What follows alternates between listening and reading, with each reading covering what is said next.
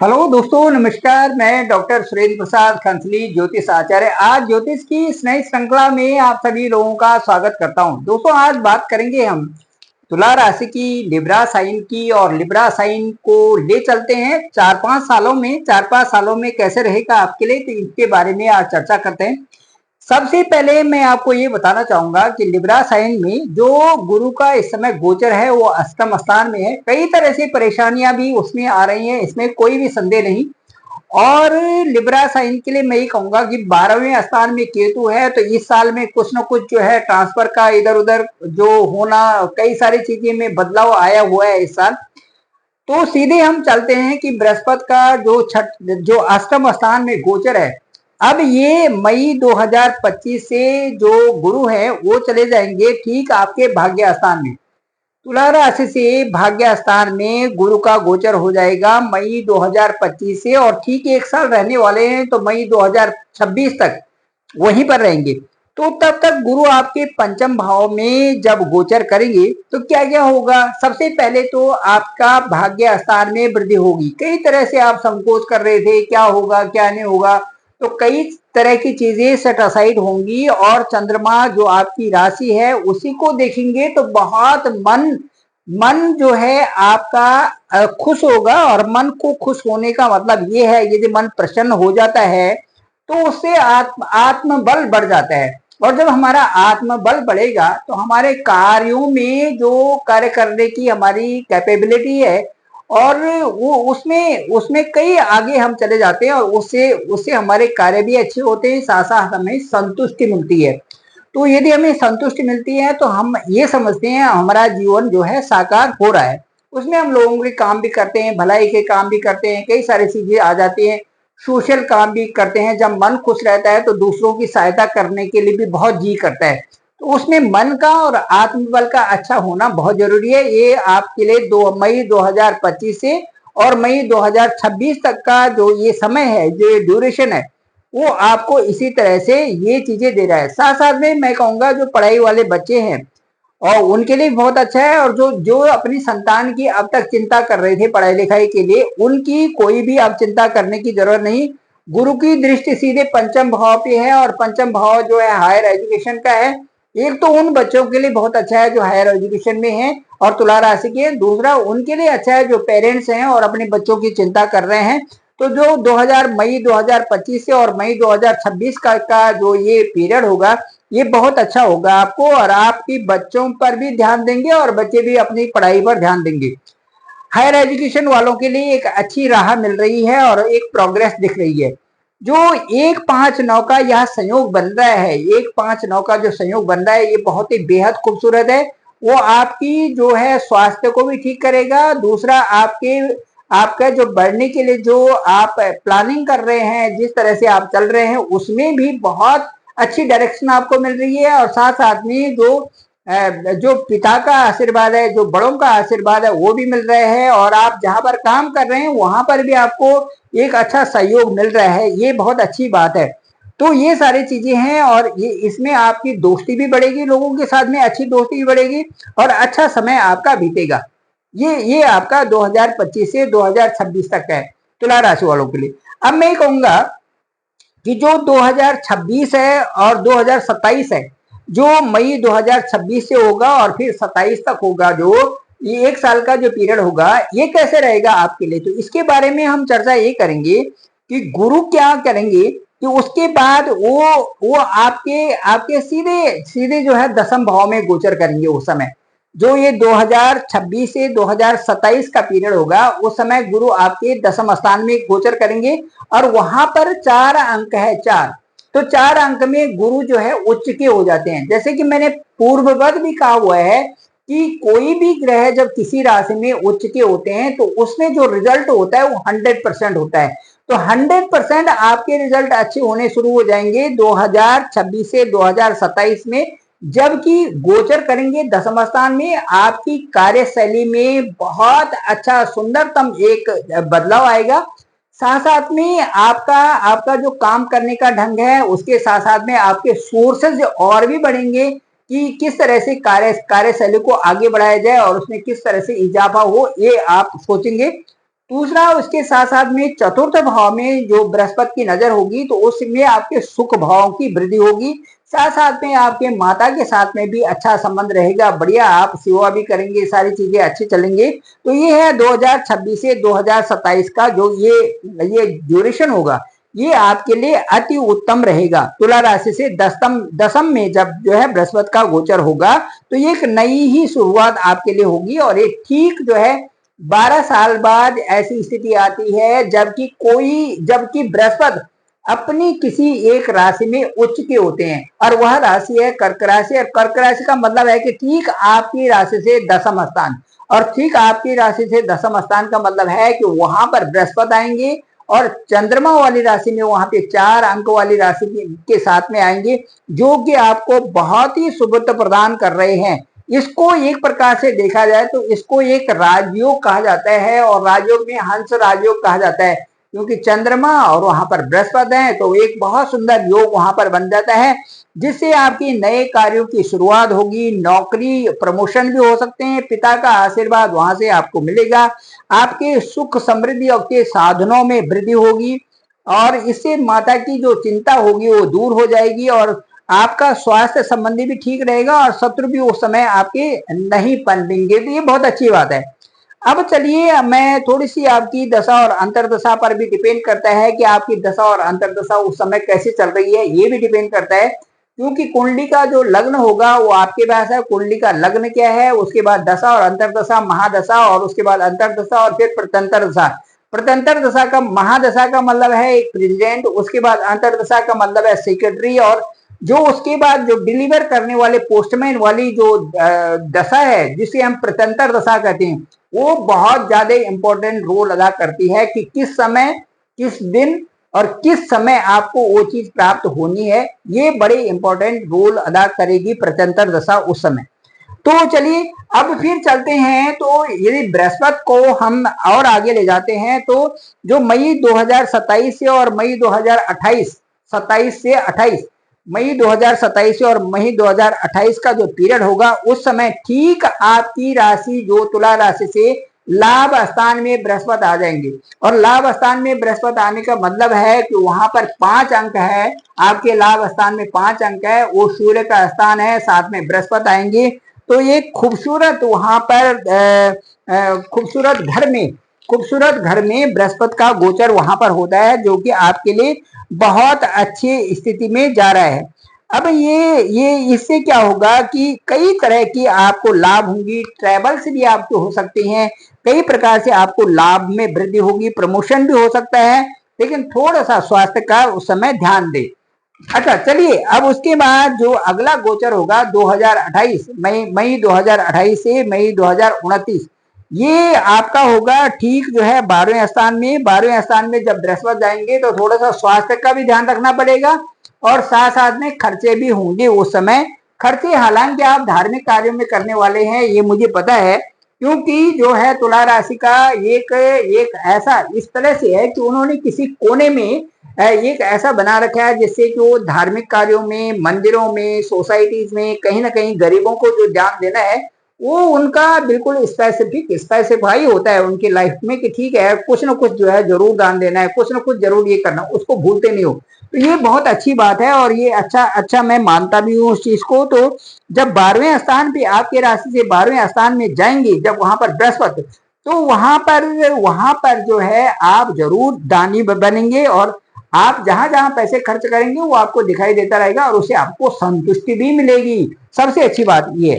अच्छा चलिए, आप देखते हैं कि आपकी राशि में जो तुला राशि में है, अब शनि महाराज क्या करेंगे। वो तो 2.5 साल उनका गोचर होता है। सबसे डोमिनेंट जो गोचर देखा जाता है वो शनि का है, और सबसे इंप्रेसिव भी शनि का ही दिखा जाता है। तो जो ये रिमार्केबल जो ट्रांजिट है शनि का, वो पंचम भाव में इस समय जो है आपका शनि गोचर कर रहा है अभी। अब वो 29/3/2025 है, उसको वहां से वो छठे स्थान में चले जाएंगे, पंचम से छठे स्थान में चले जाएंगे शनि। तो शनि जब वहां पर जाएंगे तो 2.5 साल के लिए जाएंगे। तो 2.5 साल के लिए यदि हम वहां पर लेते हैं तो आपको ये बताएंगे कि 28 तक वहां पर रहेंगे। अब 28 तक वहां पर रहेंगे छठे स्थान में, तो 25, 26, 27, 25, 26, 27.5 जो इस 26.5 तक, मतलब ये अप्रॉक्स रहते हैं हम, वहां पर शनि रहेंगे। तो इससे मैं ये कहूंगा कि वो जो छठा स्थान है वो ऋण रोग शत्रु का होता है, और वहां पर शनि जाएंगे तो शनि वहां पर पहले से ही 12 अंक है। तो 12 अंक के साथ में हालांकि संभव होता है, तो जो शत्रुता भी नहीं बढ़ानी किसी के साथ में, किसी से लोन भी नहीं लेना है, और किसी प्रकार से दरिद्रता को अपने ऊपर आने नहीं देना है। वैसे तो वहां पर जो राहु हैं वो तो बिल्कुल इस चीज को कम करते हैं, लेकिन शनि वहां पर जा रहे हैं तो शनि वहां पे बैलेंसिंग रखेंगे। तो मैं ये आपको सजेशन देना चाहता हूं कि जो ये पीरियड होगा उसमें आपको ऋण रोग शत्रु पर विजय प्राप्त करना है, किसी तरह से ऋण नहीं लेना है, और किसी तरह से शत्रु नहीं बनाने, और किसी तरह से जो है रोगों को भी नहीं आने देना है, उसमें आपको फिट रहना है। तो ये जो पीरियड होगा ये जो पीरियड होगा वहां पर जो 25, 26, 27 का 27.5 जो ये पीरियड होगा, इसमें आपको एक्टिव रहना बहुत जरूरी है।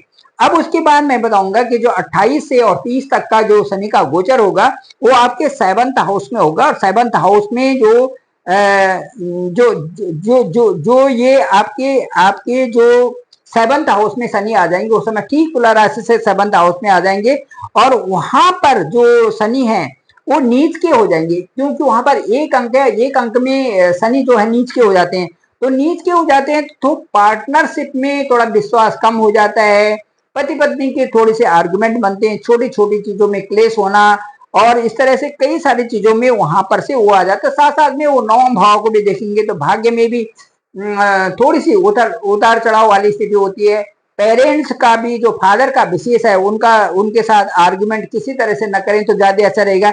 इस तरह की स्थिति जब सप्तम में जब शनि का गोचर होगा आपकी राशि से, तो वहां पर ये स्थितियां जो है मैं बताऊंगा कि 28 से और 2030 तक, 2028 से और 2028 टू 2030 ये जो पीरियड होगा, इसमें आपको कई तरह से अपने को एक संभाल के रखना है, और एक अपने को ऐसा मैनेजर बनाना है कि आप बहुत अच्छा मैनेजिंग करें सारे चीजों को, जो भी आपके साथ में आ रहे हैं, कैसे फेद में लेना है, कैसे एक पार्टनर को फेद में लेना है, कैसे आपने साझेदारी में बिजनेस वालों को काम चलाना है, किस तरह से आपने छोटी छोटी चीजों को टैकल करना है, और साथ साथ में कोई आर्गुमेंट में ना हो, और उसके बाद जो पिता का आशीर्वाद भी पूरा रखना है। ये सारी चीजें आपके साथ में रहेंगी।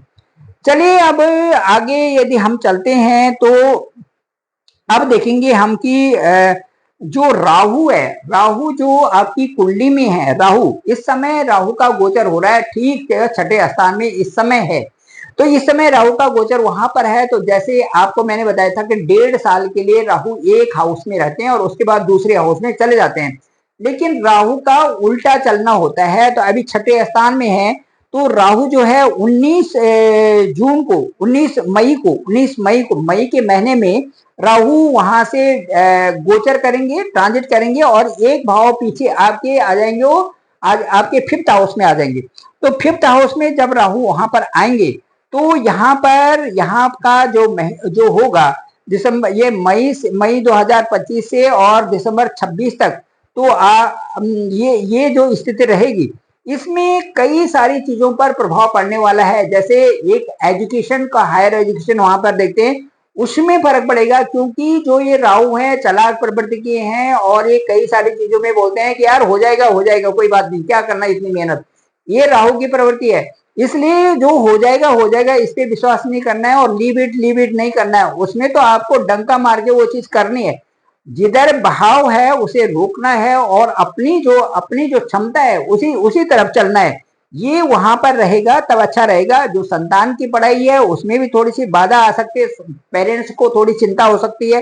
साथ में जो तुला राशि वाले बच्चे हैं उनकी बात कर रहा हूं, और उसके बाद थोड़ा सा उतार चढ़ाव रहेंगे, सोचने का ज्यादा दायरा बनेगा, तो ये चीजें नहीं करनी है। और इसके अलावा जो 5वें स्थान से हम देखते हैं, सगाई शादी देखते हैं, इसमें भी थोड़ा विलंब होने की संभावना बनती है। इसके साथ साथ में जो वहां पर लव रिलेशन में जो लोग हैं उनके लिए तो बिल्कुल ठीक नहीं है राहु का गोचर होना वहां, क्योंकि चतुराई है एक दूसरे पर कई प्रकार का संदेह करना, एक दूसरे पर कई प्रकार के आर्गुमेंट करना, एक दूसरे पर कई प्रकार के तर्क वितर्क करना। ये संभव हो जाएगा उस समय जब मई 2025 से और दिसंबर 2026 तक ये रहेगा तुला राशि वालों के लिए। उसके बाद मैं दिसंबर 26 से और जून 28 तक की यदि बात करूं तो राहु उस समय गोचर करेंगे, आपके चौथे भाव में आ जाएंगे। चौथे भाव में वहां पर है अंक 10। हालांकि वो शनि का घर है, वहां पर बड़ा कंफर्ट महसूस करते हैं राहु जब वहां पर पहुंचेंगे चौथे घर में तो जो जो केतु होंगे बिल्कुल सामने होंगे 10वें भाव में, तो वहां पर चेंजेस लाने की पूरी आशंका है। कब? दिसंबर 26 से और जून 28 तक आपका ट्रांसफर हो सकता है। फिर अब आप बिल्कुल अभी से तैयार रहें, वहां पर बदलाव आ रहे हैं किसी प्रकार से, किसी भी प्रकार से वहां पर आपके व्यवसाय में बदलाव आ रहे हैं, वहां पर आपकी नौकरी में बदलाव आ रहे हैं, और जरूर बदलाव आएगा क्योंकि राहु सामने है और केतु वहीं पर है। तो वहां पर या तो आपको खुद ही असंतुष्ट हो जाएगी, आप लग जाओगे कि मैंने ट्रांसफर कराना है, या फिर वहां पर अपने आप ही आपका ट्रांसफर हो जाएगा। इस तरह से जो आपका व्यवसाय है, जो आपका नौकरी है, वहां पर इस तरह से वहां पर वातावरण बनेगा दिसंबर 2026 से 2028 तक। अब इस तरह से है। और उसकी मैं ये कह सकता हूं कि करियर में अप्स डाउन होने की उस समय बिल्कुल संभावना बनी हुई है, काम को लेकर और ज्यादा काम को लेकर। इस तरह से हो जाता है काम जो आपका है, या प्रेशर काम का जो है, या फिर अपने आप ही कोई चीज इस तरह से बदलने वाली चीजें हो जाती है, दोबारा करना, दोबारा होना, कई सारी चीजें वहां पर आ जाती हैं। ये सारी चीजें, माता का स्थान भी चतुर्थ हाउस होगा जहां पर राहु गोचर करेगा 2026, 27, 28 में, तो वहां पर भी थोड़ा सा माता के साथ में भी अच्छा तालमेल करना बहुत जरूरी है। तो ये है। और जून जो 2028 के बाद आगे जो है एक अच्छा समय होगा, पॉजिटिव एनर्जी आपके साथ में उस समय रहेगी, और आप बहुत अच्छा काम करेंगे। जबकि 2028 के बाद 1.5 साल के बाद राहु का गोचर होगा आपके थर्ड हाउस में राहु की पोजीशन बहुत अच्छी होती है 3, 6, 11 में। वहां पर बहुत पावरफुल हो जाते हैं, और पावरफुल होने के साथ साथ में जब आदमी खुद ही पावरफुल हो जाएगा, उसके कर्म ही पावरफुल हो जाएंगे, और उसका जो पराक्रम भाव ही पावरफुल हो जाएगा। इसका मतलब है कि वो काम भी अच्छे ही करेगा। जब काम भी अच्छे ही करेगा तो परिणाम भी अच्छे निकलेंगे। जब परिणाम अच्छे निकलेंगे तो उसके अनुसार जब ताकत भी है और विल पावर भी स्ट्रांग है, दोनों के दोनों होंगे, तो राहु ये दोनों चीजें देता है। जब वो हमारे बाहों का बल बढ़ा देगा तो हमारे कार्य भी अच्छे होंगे, तो हमारे विल पावर भी अच्छे होंगे, हमारा आत्मबल भी बढ़ेगा। तो जब ये 2028 के बाद 29 और 30 में जब यहाँ पर राहु आएंगे आपके थर्ड हाउस में, तो वो आपको बहुत अच्छा प्रोग्रेसिव वहां पर बनाएंगे। तो ये था तुला राशि के लिए। और मैं समझता हूँ ये जो आज का आपके साथ डिस्कशन था, ये आपको पसंद आया होगा। और मेरा डिस्क्रिप्शन पे नंबर है 9868280191। इस पे मुझे आप कॉल भी कर सकते हैं, जो बहुत नीडी हैं और जिनको ऐसा लगता है कि हमें अपनी कुंडली का विश्लेषण जरूर ही कराना चाहिए।